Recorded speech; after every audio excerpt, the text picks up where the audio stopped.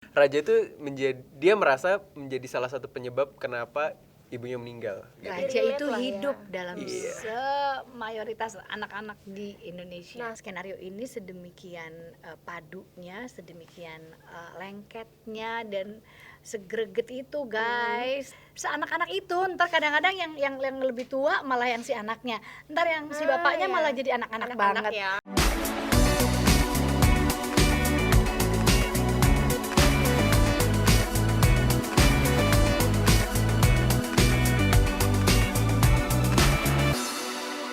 Hai Sobat Gris. Hai. Kita bertemu lagi program Selebritis Punya Cerita. Dan hari ini aku gak sendiri karena sudah kedatangan bintang tamu yang luar biasa. Ada Mbak Widi Mulia. Halo, dia. Dan ada Kak Angga Yunanda. Hai. Kita panggilannya Sobat Grit ya. Hai Sobat Grit. Oke, gimana kabarnya Mbak dan Kak, sehat?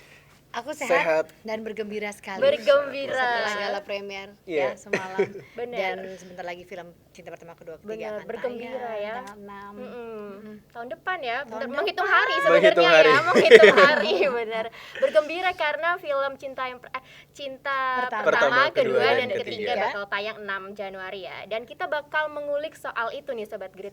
Yes. Apa aja sebenarnya, dan pastinya penasaran sih. Aku penasaran sih ya. Dan Sobat Grit juga penasaran. Oke, boleh perkenalan karakter dulu di film ini?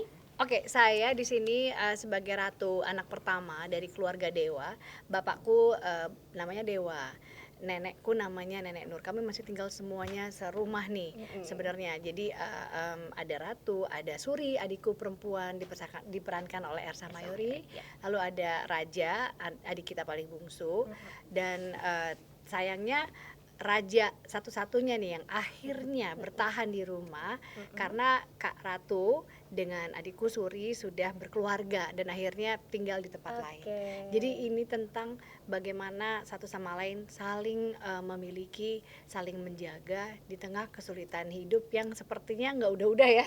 Ada lagi aja ya masalahnya ya. Dan Raja adalah seorang anak yang saking baiknya akhirnya kehidupannya dia yang sebenarnya punya potensi besar untuk dinikmati sebagaimana dia anak Gen Z yang sekarang sedang hot-hotnya gitu ya. Tapi dia di sini harus mau mengurus keluarganya ini semua gitu. Apakah Raja bisa? Iya.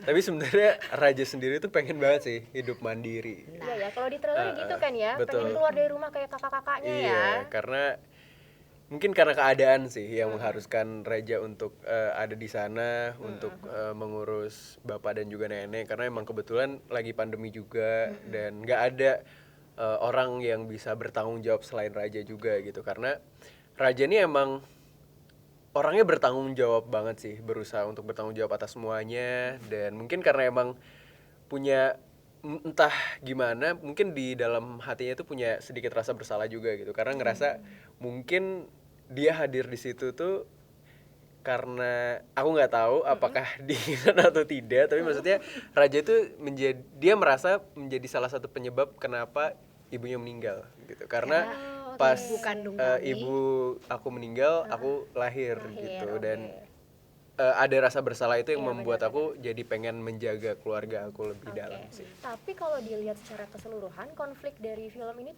tentang keluarga atau ada yang lain nggak sih? Banyak. Luas banget. Luas banget ya. Jadi di sini aku sebagai generasi sandwich juga ya, yang memang udah punya anak, tapi juga ada orang tua. Dan orang tuaku ini syukurlah sampai hari ini masih jadi penopang utamaku ya, bukan sebaliknya lah gitu. Jadi sebisa mungkin aku sebagai anak sudah bisa membantu, tapi aku kayaknya di sini tugasnya belum seberat Raja gitu. Jadi memang benar-benar cerita di sini bercerita banyak hal tentang masalah keluarga yang aku lihat, yang kalau aku rasakan ya kompleks loh. Masalah keluarga itu nggak bisa disederhanakan gitu. Dan makin kita mau tahu, makin kita mau yang seperti Raja lakukan untuk keluarganya Raja, keluarga Dewa itu adalah mau tahu, mau menghadapi itu, mau menyelesaikan gitu. Jadi di sini kalau aku lihat pemain-pemain sendiri ya di film Cinta Pertama Kedua Ketiga jadi belajar untuk lebih dewasa. Dan terutama buat aku baru melek banget ya tentang Alzheimer dan demensia. gitu, karena ini sudah ada di depan mata. Mungkin kalau buat Raja masih nanti, nggak tahu kapan. Kalau buat aku, kita yang generasi sandwich nih, kalau dibilangnya generasi milenial senja gitu ya, kayaknya kita memang udah harus lebih mengedukasi diri tentang bagaimana menghadapi Alzheimer atau demensia ini gitu. Kalau dari Raja mungkin isu-isu yang lain adalah tentang berkarir, bagaimana membuat kehidupan lebih Di baik, usianya yang saat itu bercinta, ya. Oh, itu juga termasuk yang ya. muda, yang bercinta. Itu juga termasuk ya. Nah, tapi kalau misalkan dilihat dari karakter masing-masing nih Mbak dan Angga, ada nggak sih persamaannya antara karakter asli dan karakter yang diperankan? Mungkin dari situ misalkan banyak perbedaannya, kesulitankah untuk mendalami karakternya? Kalau aku sebenarnya miripnya banyak, tapi aku sebenarnya tuh tidak se-straightforward Ratu ya. Ratu di sini sangat straightforward, sangat penuh dengan kekhawatiran gitu, dan dia seringkali tidak tahu bagaimana ya menyampaikan segala sesuatu tuh lebih lembut, tidak seperti Suri. Kalau Suri memang dia bisa menjadi penyatu kami semua gitu, karena memang dia lebih lembut hati gitu ya. Kalau dibandingkan dengan aku pribadi, aku memang akhirnya karena sudah jadi ibu juga ya gitu. Kalau Ratu kan ternyata dia itu sebenarnya belum punya anak, terus dia pengen, terus dia jadi pahit sama dirinya sendiri dan sekelilingnya kalau udah ngomongin soal anak gitu. Jadi dia lebih kepada memacu bagaimana supaya menjadi manfaat di lingkungannya.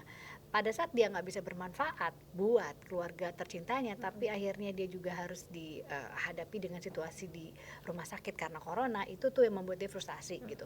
Nah kalau aku pribadi kan karena emang udah jadi ibu, aku udah punya cara-cara bagaimana kita tuh tidak bisa pahit gitu, nggak bisa, istilahnya nggak bisa galak terlalu straightforward seperti Ratu.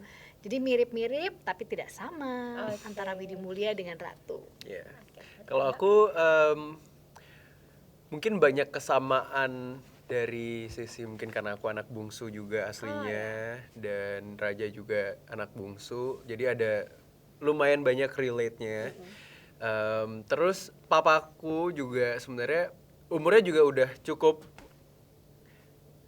senja, sudah cukup berumur, jadi mirip-mirip juga sebenarnya sama Bapak Dewa gitu. Dan aku juga cukup dekat juga sama nenek aku, jadi ada banyak hal-hal yang membuat aku jadi semakin relate dan deket gitu sama karakter Raja itu sendiri gitu.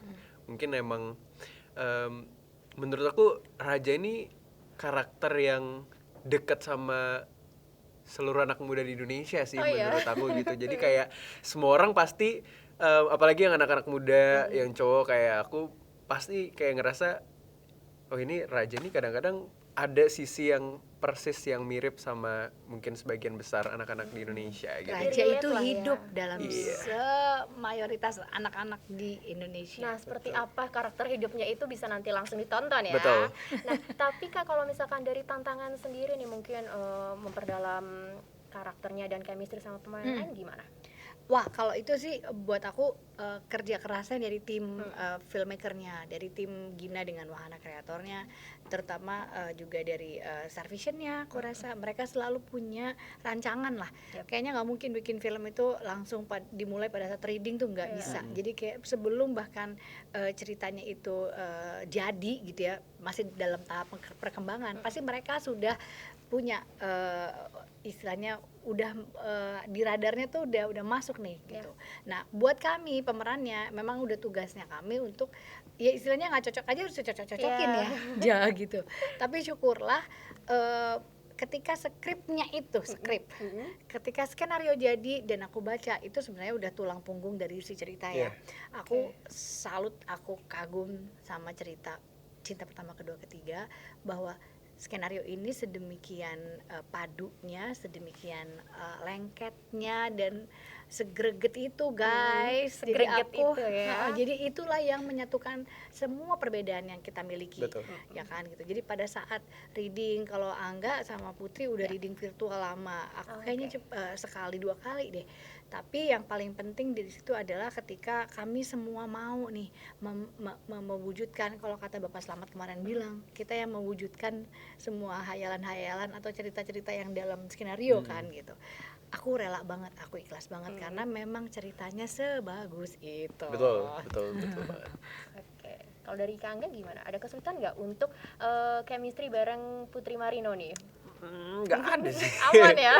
Aman banget karena Mereka love Oh banget ya. enak banget dilihatnya, permainannya seru banget, dan chemistry antara Bapak Dewa dengan Raja, oh my god, Dapat juga ya? aduh itu Ngena. gregetan banget sih. Emang itu yang aku lihat juga kalau misalnya aku sama bapakku gitu ya, papaku lagi berdebat gitu, atau aku lihat adikku sendiri sama papaku tuh emang seanak-anak itu. Ntar kadang-kadang yang lebih tua malah yang si anaknya, ntar yang si bapaknya malah jadi anak-anak banget ya. mereka tuh tukeran tempat terus gitu ya. Dan buat aku sebuah prestasi loh, betapa melihat acting memikatnya Pak Slamet as always bersama dengan Angga Yunanda. Dan terlepas dari film Cinta Pertama, Kedua, Ketiga, ini 2 aktor hebat men. Terus mereka banyak scene-scene-nya beneran. dan buat aku kalian aja itu sampai ini gini udah loh. masuk sejarah, dan maksudnya dalam sejarah perfilman ini tuh adegan-adegan yang akan selalu bisa masuk ke sini dan gue nggak bisa lupa, dan itu dinikmati dan bisa dinikmati sama kita sampai kapanpun gitu. Jadi chemistry-nya nggak hanya Angga sama Putri menurut aku, tapi juga tolong banget nih simak, dinikmati Mas Slamet Raharjo dengan Angga Yunanda. Benar. Nah, Angga Go, sendiri gimana Mas. nih sama Pak Slamet? Merasa ini nggak sih kayak pemain senior gitu? Apa ya, beban nggak sih? Pasti. Ada sih, Bo. Iya, beban. Lumayan karena apa ya? Bapak kan Tapi Bapak tuh seru seru banget sih. Untungnya aku apa ya? Dari awal tuh Bapak tuh emang selalu berusaha mengayomi kita semua gitu loh. Emang bener-bener kayak bapak-bapak. Konyol banget. Iya. Jadi udah kayak apa ya, dari pertama kali ketemu udah ngerasa kayak aku anaknya bapak banget gitu. Langsung Jadi feel-nya dapet ya. dan bahkan kita lagi ngebahas aja fokusnya ke Putri sama Angga. Saking memang Bapak Slamet itu kayak udah jadi bapak kita aja, terus kayak udah nggak usah dibahas lagi. Padahal kita barusan inget, iya sih, yang sangat aku ingat terus, membekas terus itu emang si gregetannya si Dewa sama Raja itu bener-bener kayak emang gini nih dibelingnya gitu. Jadi Terus makin penasaran. sampai ke luar kamera juga tetep Oh ya, ke bawah jadinya. Iya kan, sampai sama sekarang bapak udah gitu. kayak anjing sama Greget-gregetnya kucing, tetep sama. Terima kasih sudah menonton video ini. Jangan lupa subscribe dan aktifkan lonceng notifikasi supaya kamu nggak ketinggalan video terbaru dari Grit.